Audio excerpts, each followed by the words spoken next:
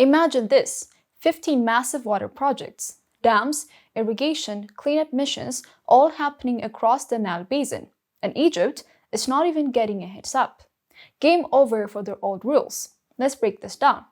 For decades, Egypt acted like the Nile was theirs alone. But that era must be ending, because a coalition of upstream countries, Ethiopia, Uganda, Rwanda, and others, is moving forward. And they're doing it without Egypt. Today, we're diving into what's really going on with these new Nile projects, why Egypt is not getting notified, and what this power shift could mean for Africa's most contested river. Hi, I'm Nile'S, and you are watching Analytica Today.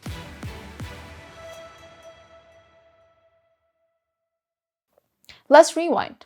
The Nile has two major tributaries, the White Nile and the Blue Nile.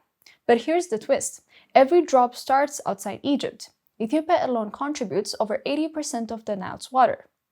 Back in the colonial era, Britain signed water treaties that basically handed control to Egypt and Sudan.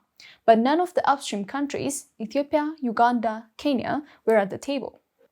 Fast forward to 2010. Fed up with being sidelined, 6 Nile Basin countries signed a new deal, the Cooperative Framework Agreement, or CFA. It says, we share the Nile fairly, we work together, and here's the kicker. Only CFA members need to notify each other about projects. Egypt refused to join.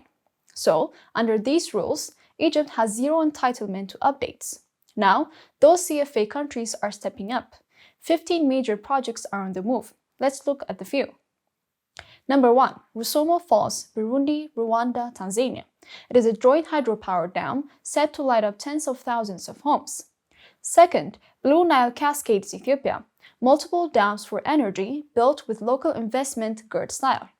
Third, Kanyaru multi-purpose Rwanda and Burundi irrigation, flood control, and drinking water rolled into one. And it doesn't stop there. We're talking restoration projects for Lake Victoria and Lake Tana.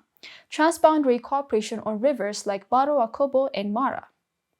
All these projects built by the countries that actually feed the Nile, and Egypt not invited to the planning table.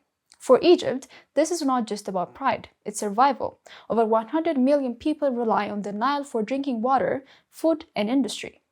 Pause for effect, but here's the thing. Egypt does not contribute any water to the Nile, it just receives it.